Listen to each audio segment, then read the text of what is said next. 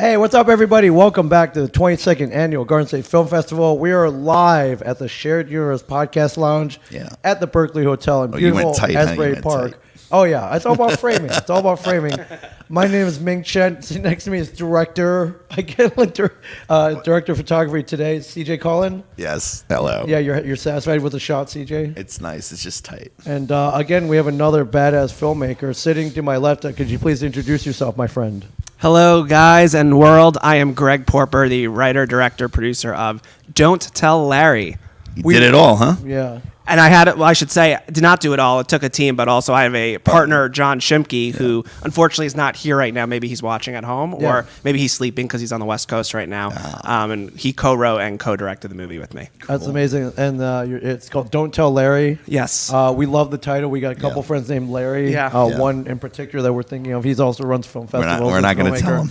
Yeah, we're not going to tell him. Okay. Can you tell us about Don't Tell Larry? Of course. Don't Tell Larry is a dark office comedy. It's a moral cautionary tale about karma, what happens when you tell a one little white lie to the weird guy in the office, and then you want to cover your tracks to compound that lie because you don't want him to find out the truth. Right, and then it just goes haywire. Haywire, absolutely haywire. Yes. That's fantastic. So, dark office comedy. This is gotta love it. This is a genre. Yes. Yeah, and why dark office comedy? Well, what inspired this? Yeah, what inspired this? Well, a sick and twisted mind inspired this. But realistically, we had a web series called Don't Tell Larry years ago with Kyle Kennedy, who plays Larry in our movie. I worked with him, as did John. We all met working at an office, working at a reality TV production company. And this gentleman, Kyle, who's a member of the Groundlings, is a very hilarious dude, to the point where every time you just speak with him, you just wouldn't stop laughing. Right. He's just naturally just so funny. And John and I wanted to make a project about him. And we were working in an office, and we love the office dynamic. There's just always great awkward moments in the office, weird interactions. It's like, why not double down and embrace these weird, awkward reactions we have? And the running joke that we have is every office has that one weird coworker. Oh, all of them. But if you don't know who it is, in your office, then it's you. It's you. It's you. It's you for sure. So that is, it's about someone learning that maybe they're that person. Yeah, and you've worked in offices, I'm sure. Yes. I got out of corporate America. I've been in many offices. And they were very weird, wild places. Yes. And I think my best takeaway of working in an office were those wacky stories. Yeah. Everything else kind of sucked about it. Yeah. For sure. And that was cool. That inspired you for sure. Yeah. So you usually write comedy? Yes, pretty much comedy only, but comedy that usually has a little edge to it. Okay. And that usually goes pretty dark, ultimately. I like to take a joke like a step too far. I think that dark comedy is the best, though, right? They are the best. They really are the best. Yeah. And if it's very bad things or something that, like real dark.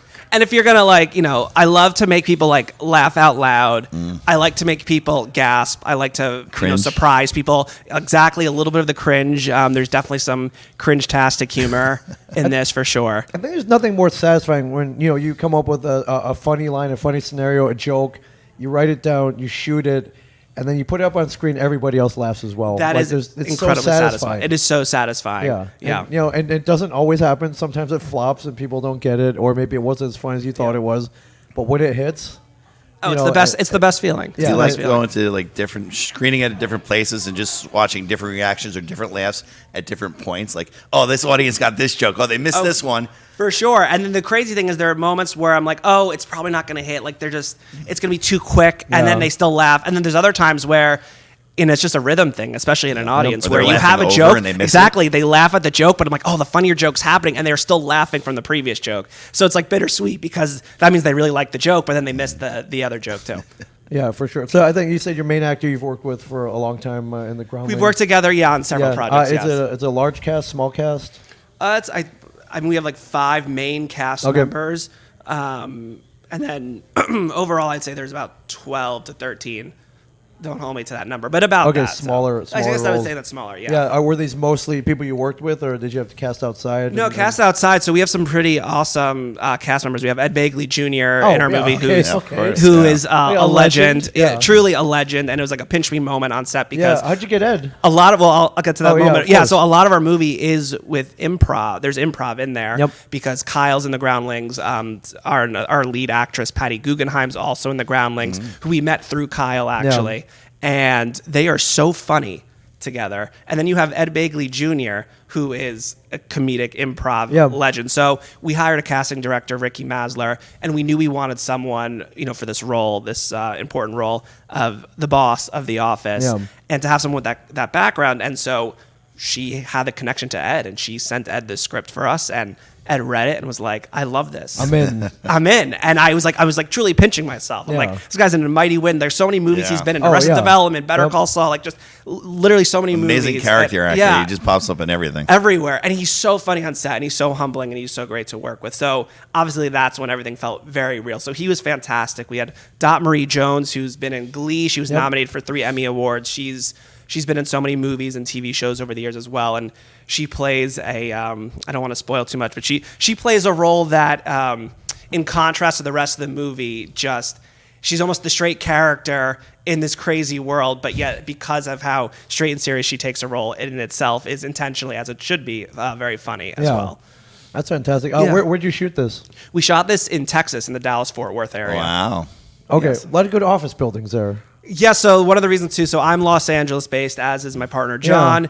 We were shooting this towards the middle end of the pandemic, and we were looking for an office building. And in Los Angeles, it's hard to film in an office and to use a parking lot for parking for a huge crew because there's no parking in LA. There's no parking, and they take advantage of the fact that you need this parking lot to film here for a day. Like, that's like $5,000. Yeah, for a parking lot, for concrete. Yeah, where in Dallas you could get that for a song. And we wanted like the Anywhere USA feel, which Dallas had, and there was a producer contact, Brad Keller, who's based in the Dallas area, also read the script and kind of pitched John and I and said, hey, if you guys come here, we have locations, crew, because a lot of the Austin-based crew works also in the Dallas-Fort Worth area.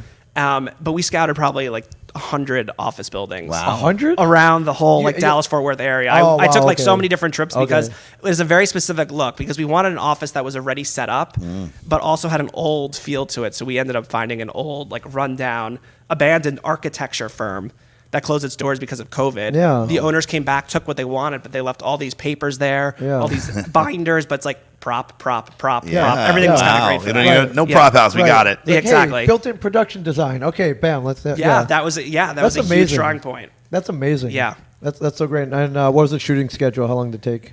Shooting schedule, ultimately, it was 21 shooting days, and we did break because of COVID. Right.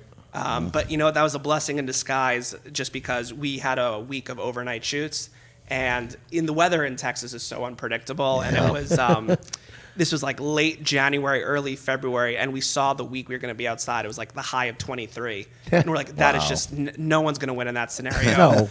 And so the fact that then we were able to push that off, and I said, you know what, if we actually push this off 6 weeks, and I made sure it worked with our main actors we needed for those scenes. We were then able to move it to end of March, April, and just made a world of difference. And even though it was like the low of 40 in the evening, it just was not 23. No, it's not 23. And these actors are so incredible because it's so cold outside. You can see their breaths. It's so cold. In Texas, huh? Right. But they're acting as if, they're not frigid and freezing, and in between takes we'd have great crew members that would come in and cover them in jackets, blankets, hand warmers, all that stuff, all the heaters, so many heaters. That's fantastic. Is this the East Coast premiere? Has it played it? So this is our New Jersey premiere. We premiered at the Austin Film Festival in the fall. We were at the Big Apple Film Festival in New York. Big Apple, okay. We have another upcoming festival screening that I think I can announce, or if not, I'll announce it right now, at the Pasadena Film Festival. Great film. So that'll be our Great LA premiere. Amazing. So very excited about that. That's coming up on April 5th. And then we're waiting to hear back from several other festivals, as we're simultaneously right now in talks with different distribution companies to get distribution. That's amazing. What's the runtime? Runtime is 94 minutes. That includes credits. Feature length. It is a this is a feature film. Maybe you should have started with that. Oh yeah. When I said 21 days, I would hope that's not 21 days for a short film. 21 days short. It's like wow, these guys are serious. Short or pilot-ish, but half page a day. Well, that's perfect for comedy, like an hour and a half. Like, perfect timing. Yeah, absolutely perfect for sure. And when is it screening? The screening is March 24th today, 12:15 at the Asbury Hall. We're in block TA13. All right, Asbury Hall at the Asbury Hotel. Yes, at the Asbury Hotel. So right over here, and it's not pouring rain today, so you can walk over. I know, there. that's good, yes. Yeah, so besides scouting over 100 office buildings, finding a parking lot, and trying to find good weather, what was the biggest challenge you faced in shooting this feature film? Oh, there were so many challenges. But I would say raising funds for the movie was really difficult. I spent 6 months to a year reaching out to pretty much everyone I've ever met in some capacity. It's like, hey, we'll take anything. But anything. Well, and then there's also learning how to like just come up with a business plan and create a company and make sure you have the chain of title. All these things that I went to film school, but they didn't really go over these specifics. They taught you how to, they taught you how to do reverse shots, and they taught you the basics, and you learn not really budgeting, which or is how great, but not budgeting, creating the business plan, and I was very lucky because whether it's friends, family, friends, people who diversified from their crypto assets a few years ago. Oh, wow. Okay, great. People who have been really supportive of me and our project and are kind of along for the ride. And some are coming out today to support. They've gone to other festivals. And it's very cool to know that I had that support from, it ended up being almost like 4 dozen people. That's great. So now that you've done that this time, if your next feature film it'll be easier for you to maybe do that. Yeah, that is the hope is then to take this finished product, which is exciting because there's been some people who've seen this film at different festivals, or I've sent links to, or someone saw it and they said, oh, this producer needs to see it. So we've started to have a lot of meetings with companies that are very excited about, what's the next project. And the goal, of course, is then for that next project to be funded, so I don't have to deal with that funding directly myself. Yeah, and you have finished products like, hey, I've done this is what I could do. The next one's going to be maybe just as good, and give us even more resources, and we can we need more comedies out there. There's not as many feature dark comedies anymore. I know, and I missed that. I missed those comedies from the 90s, the early 2000s. I really think there's still such an audience for it. Yes, yeah, absolutely. and we were saying, especially at film festivals, even a lot of drama, a lot of horror, thriller. Yes. The comedies, not so much. So it's hard to be funny. It's hard to get that. It is tough to be funny, and that's the truth too. Like, comedy doesn't do as well internationally, and we knew that going in because there's a literal translation. Right. I do think there's some elements of our movie that translate well, and we'll see as we take this out to market soon and see what it's like in the international market. But I understand from a marketing standpoint why people shy away from comedy, but the audiences want comedy. People want to laugh. People want to escape. Our world's a pretty dark place. Even if it's a dark comedy, if you're still laughing. You're still laughing. You're laughing. You get to escape the real world for 90 minutes or 94 minutes. I really miss going to a movie theater and just laughing out loud. I haven't. Yeah. Yeah, I do too. I think that's for a couple reasons. Yeah, they're just pure comedy is a lost art right now, and then there's so many things you can't say anymore. Yeah, and I think that cuts into a lot of the comedy as well. But I'm glad you're keeping the genre going strong and amazing, and great luck with your screening. So 12:15 at the Asbury Hall. Yep. And soon. It's coming up in the next hour and change. Hour and a half. So great luck. I'm sure the reaction will be great here. Thank you so much. And congrats on getting in this film festival. Very excited to be here. And also, I grew up in New Jersey as well. Where'd you grow up? North Jersey, Bergen County. Oh, welcome home, my friend. Yeah, so this is actually very satisfying home. As well, just to premiere in my home state. It's a very full circle moment. Yeah, for sure. And you flew all the way out here from LA, so that's of course, that means a lot to the organizers. I know this too. We love welcoming people, but we're welcoming you back home, though. Yeah, it's great to be. I've never been to Asbury Park before. Asbury Park's beautiful. It is. Yesterday, there was so much rain, but the day before, I was able to go on the boardwalk and just check out the town a little more. It's a great time of year to do it, because if you come down here after Memorial Day, it's crowded. I can only imagine how crowded it would be. Yeah, for sure. So, great luck. Again, Asbury Hall, 12:15, Yep. Don't tell Larry, everybody. Don't tell Larry. But you could tell people named Larry to come and see the film. Yes. Not you hear that, Larry? You hear that, Larry? Larry, are you watching? Larry. For all the Larrys out there in the world. Larrys out there, yes. We're inviting you to Don't Tell Larry. Yes, perfect. He can come down. He has enough time. He's up North Jersey himself. Yeah, and with that in mind, if you're watching this, we have films running for the next 5, 6, 7 hours. So come on down. It's true. They're going all the way until 5:30. So. But again, great luck, my friend. Thank you for stopping by. Thank you so much. Oh my gosh, it was a pleasure. Thank you so much, guys. Thank you. Ming, CJ, pleasure meeting you both. Yeah, for sure. GSFF.org for tickets and info. And keep watching. We're going to be here all day. So thanks again, my friend. Thank you for having me. Don't tell Larry.